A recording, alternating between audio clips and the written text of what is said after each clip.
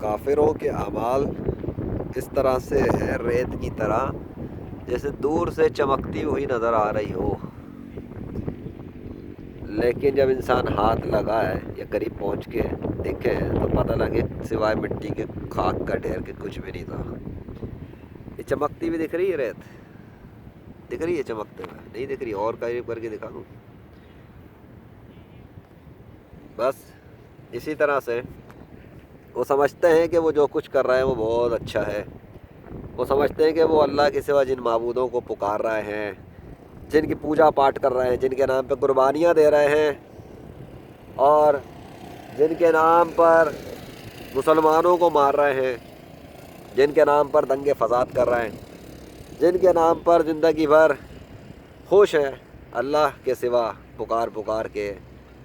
اور یہ سمجھ رہے ہیں کہ وہ ان کے عمل قبول کر رہے ہوں گے، وہ تو اپنی موت کو نہیں بچا سکے اللہ کے مقابلے پر آ کر، تو وہ ان کافروں کی مدد کیسے کریں گے جو ان کو پوج رہے ہیں؟ کافروں کے تمام اعمال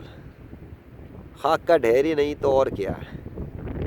زندگی بھر یہ سمجھ کے کرتے رہے کہ ان کے معبود کچھ کریں گے۔ ارے ان کے معبود تو اس ریت کے ذرات کے معمولی سا جو ایک دکھ رہا ہوگا نا، ایک قطرہ سا بھی، اس پر بھی اختیار نہیں رکھتے۔ یہ اللہ کی بنائی ہوئی ریت ہے، یہ اللہ کے بنائے ہوئے سمندر، ریگستان، سمندر، پہاڑ، یا جو کچھ بھی چرند پرند درند نظر آتے ہیں، یہ اللہ کے بنائے ہوئے۔ وہی اللہ جس کا یہ سورج ہے جس وقت چمک رہا ہے کراچی سی ویو پر،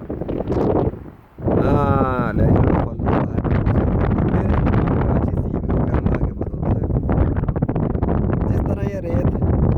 اور ہوا یہ اڑ رہی ہے، ایسے ہی سمجھ لو کہ بس کافروں کے اعمال اڑا کر پھینک دیتا ہے اللہ، تباہ و برباد کر دیتا ہے، ختم کر دیتا ہے۔ ان کی آخرت میں کچھ کام نہیں آنے والا، وہ انہیں اللہ کے عذاب سے بچانے کے لیے، کیونکہ انہوں نے اللہ کے سوا دوسروں کو اللہ کا شریک ٹھہرا دیا اور اللہ کے بجائے ان کی پوجا کی۔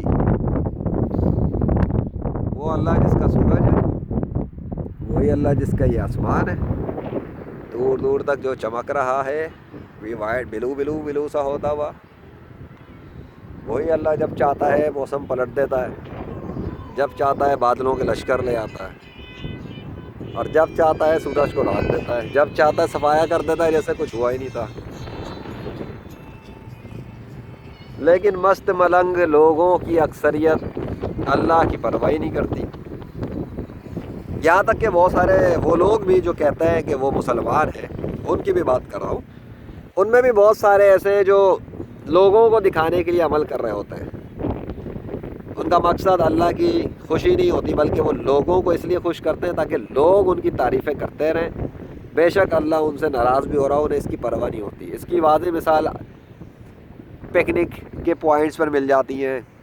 جہاں پہ مرد اور خواتین آتے ہیں مسلمانوں کے جو اللہ کو مانتے ہیں، لیکن اللہ نے جس طرح ان کو حکم دیا وہ اس طرح سے کچھ نہیں کر رہے ہوتے۔ بہت سارے لوگ